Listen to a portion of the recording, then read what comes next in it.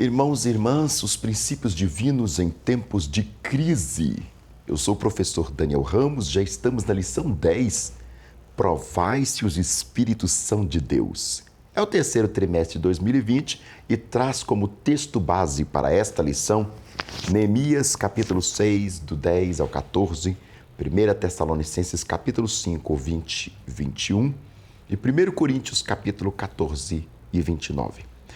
Irmãs e irmãos, nessa lição nós veremos como se deu as estratégias dos inimigos do povo de Deus para bloquear a obra do Senhor.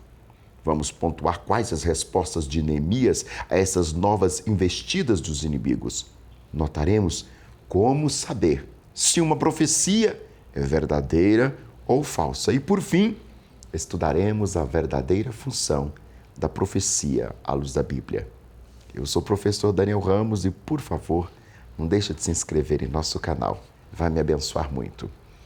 Tópico primeiro, estratégias dos inimigos do povo de Deus.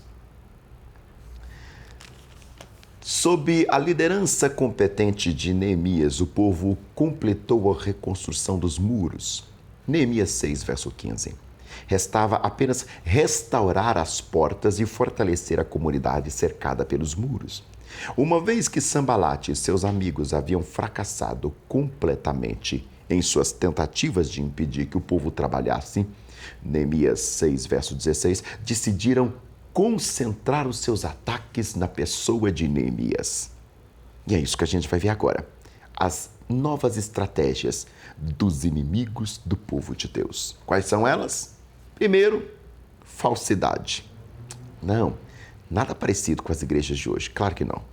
Neemias 6, do 1 ao 3. O convite de Sambalate para congregar-se com Neemias feria os princípios já estabelecidos por ele. Lá em Neemias 2:20, uma reforma espiritual estava a caminho. Renunciar a este princípio destruiria o aspecto moral da reforma. Neemias 9:2, capítulo 10, 28, capítulo 13, 3. Seu objetivo real era fazer mal a Neemias. Verifica lá no versículo 2, a parte B. E fazê-lo, concomitantemente, cair em contradição. Outro aspecto, insistência. Neemias 6:2. A insistência em chamá-lo 4 vezes demonstra que eles estavam tentando minar a resistência de Neemias para tentá-la mudar de ideia. Outra estratégia, mentiras. Bem característico, né? Quase que um clichê do mal. Neemias 6, versos 5 ao 9. É interessante observar como em várias ocasiões os inimigos usam cartas em seus ataques às obras, né? Neemias 6, versos 5, versos 17, versos 19. Uma carta aberta para um governador real era ao mesmo tempo uma forma de intimidação e um insulto. A gente pode conferir isso no dicionário Wiersbe, lá na página 646. A carta cheia de acusações contra Neemias nos mostra o quão baixo o inimigo pode chegar para tentar minar a obra de Deus. Neemias capítulo 6, verso 8. Tem também ameaças de morte. Quem nunca, hein? Neemias 6:10. Como usar de artimanhas não havia funcionado para o projeto, então mudou para as ameaças. Um falso profeta por nome Semaías tentou convencer Neemias a se esconder no templo, porque o plano do inimigo era matá-lo. E a quinta estratégia, profecias falsas que incentivavam ao erro. Confere lá, Neemias capítulo 6, do 12 ao 14. O convite do falso profeta era para que Neemias fosse se esconder no templo, algo que era proibido pela lei. Abre aspas. O estranho que se aproximar morrerá. Fecha aspas. Neemias capítulo 18, verso 7. Alguns séculos antes, o rei Uzias havia feito isso e sofrera grandes consequências. Confere lá em 2 Crônicas 26, do 16 ao 23. Vamos para o segundo tópico da revista, as respostas de Neemias às novas investidas dos inimigos. Caríssimos e caríssimas, podemos confiar em Deus para fazer a sua obra. Salmo 21, 7, Salmo 125, 1, Provérbio 29, 25. Neemias 1:7. Ele nos ajudou com armas espirituais para vencer qualquer tipo de batalha. Abre aspas, porque não temos que lutar contra a carne e o sangue. Lá de Efésios capítulo 6, verso 12. O povo de Deus é equipado com as armas de defesa e combate. E Neemias as usou com sabedoria. Vejamos agora as respostas de Neemias às novas investidas dos inimigos das obras de Deus. Primeiro, percepção espiritual. Neemias capítulo 6, verso 2. Neemias compreendeu que o convite tinha apenas um propósito: fazer-lhe mal. Que possamos pedir a Deus para enxergarmos além das palavras, além dos convites, além das ofertas. Segundo, responsabilidade com a obra. Neemias capítulo 6, verso 3. Neemias não se via fora de Jerusalém. O convite era para ir ao Vale de Ono, cerca de 32 quilômetros ao norte de Jerusalém, perto de perto de Lida, ou no original Lod, né? Por que ir tão longe se o chamado era para restaurar Jerusalém? Neemias não desceu ao nível dos adversários. Preferiu continuar fazendo a obra. Olha a deixa. Consistência e coerência. Neemias capítulo 6, verso 14. Neemias possuía tanto discernimento quanto determinação. Ele recusou-se a ser influenciado por suas ofertas repetidas. Neemias capítulo 4, verso 12. Se aquela oferta não era da primeira vez, ou não era certa de primeira vez, continuaria sendo errada na quarta, na quinta e por aí vai. Não havia motivo nenhum para reconsiderá-la. As decisões que se baseiam somente em opinião podem ser consideradas nas decisões que se baseiam em convicções.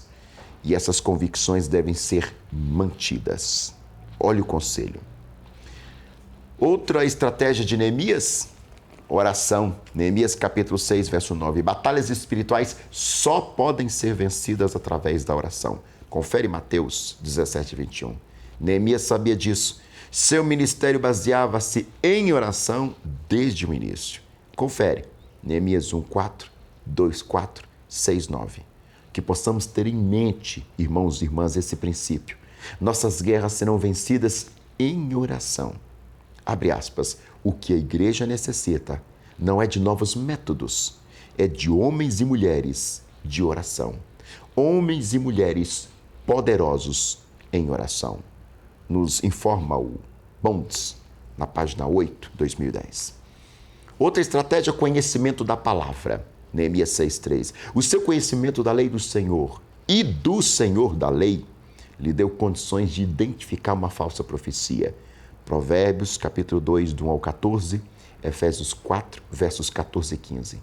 Neemias conhecia os riscos de entrar na casa do Senhor sem ser comissionado para isso.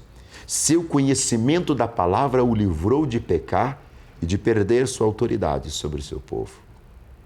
Precisamos, caríssimos e caríssimas, cada vez mais conhecer a Deus e a sua palavra. Deuteronômio 6, 6-9, Josué 1:8, Salmo 1:2, Salmo 119, 78, Oséias 6:3, 1 Timóteo 4:5. Temor a Deus e discernimento também está valendo. Neemias capítulo 6:13. Neemias ainda prosseguiu na sua resposta a Semaías dizendo: e quem há, como eu, que entre no templo e viva? De maneira nenhuma eu entrarei. A resposta dele no versículo 13 do capítulo 6. Neemias desconfiou que aqueles falsos profetas, ele desconfiou daqueles falsos profetas, pois sabia que o acesso ao templo era restrito aos levitas e sacerdotes. O agravante é que não era apenas um falso profeta, eram vários falsos profetas. Neemias 6,14, bem parecido, não com os dias de hoje. Neemias estava rodeado de traidores que se deixavam vender por dinheiro. Neemias 6, 12 ao 14 e o 17 ao 19. Eram profetas da qualidade de Balaão, Balaão, tipo Judas 11, e inimigos da estirpe de Judas Iscariotes, de Mateus 26, 14 a 16. Mas Deus deu discernimento espiritual ao seu povo e ao seu servo, e ele não foi tragado pelos inimigos. Deus frustrou todas as investidas dos adversários de Neemias e da obra do Senhor. De igual modo, o Senhor haverá de frustrar toda e qualquer tentativa do maligno contra a igreja do Senhor, contra a minha e a sua vida, conforme Mateus 16, verso 18. Contra os seus servos em particular, pois estamos munidos das armas espirituais. Efésios capítulo 6, 10 ao 17. Atentai-vos. Terceiro tópico, como saber se uma profecia é verdadeira ou falsa? Meu Deus do céu, esse tópico é fundamental para os dias de hoje. A Bíblia revela que há três procedências das profecias, a saber, o espírito imundo e mentiroso, Isaías 8, 19, Mateus 8, 29, Atos 16, do 16 ao 18, o espírito humano, 1 Crônicas 17, 1 ao 4, Jeremias 23, 21, Ezequiel 13, 1 a 8, ou o Espírito Santo, 1 Coríntios 12, do 7 ao 11. As profecias podem vir de três fontes: de Deus, da mente humana ou do diabo. Obviamente nem toda profecia vem de Deus. Ou o apóstolo João não teria escrito: amados, não deis créditos a qualquer espíritos, antes provai os espíritos se procedem de Deus, porque muitos falsos profetas têm saído pelo mundo afora. Lá em 1 João 4:1. A forma mais segura na avaliação de uma profecia consiste na coerência com os mandamentos bíblicos. As Escrituras nos mostram como se dá esta coerência. Vamos aprender? Primeiro ponto: a profecia tem que estar de acordo com os preceitos bíblicos. Os frutos são conforme a espécie da árvore. Por seus frutos os conhecereis. Porventura colhem-se uva dos espinheiros ou figos dos abrolhos? Pergunta o Senhor lá em Mateus, capítulo 7, verso 16. Jesus está dizendo que a videira só pode dar uva, que a figueira só pode dar figo, e assim por diante. A igreja não pode ter como infalível toda profecia, porque muitos falsos profetas estarão na igreja. Lembra o que já disse em 1 João 4:1? Ela deverá enquadrar-se na palavra de Deus, 1 João 4:1, e contribuir para a santidade de vida dos ouvintes e ser transmitida por alguém que, de fato, vive submisso e obediente a Cristo. 1 Coríntios, capítulo 12, verso 3. Olha que estreito. O cumprimento de uma profecia não é por si só suficiente para sustentá-la ou autenticá-la como de origem divina. Além da coerência e do cumprimento da profecia, existem outros critérios para a avaliação da profecia que merecem relevância. A profecia não pode utilizar meios de adivinhação, Miqueias 5:12, envolver médios ou feiticeiros, Malaquias 3:5, negar a divindade de Cristo e nem promover a imoralidade, Levítico 19:2. Quando o profeta ou sonhador de sonhos se levantar no meio de ti e te der um sinal ou prodígio e suceder, Deuteronômio 13, verso 2.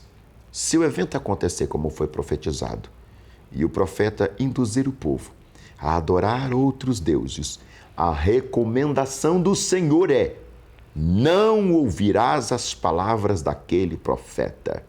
Deuteronômio 13, verso 3. Quando isso acontece, é Deus quem permite para provar se o povo dele o ama de todo o coração. Fiquemos atentos, irmãos e irmãs. Quarto tópico: a verdadeira função da profecia à luz da Bíblia. O engano produzido pelos falsos profetas, do grego pseudoprofetes, não é um assunto novo.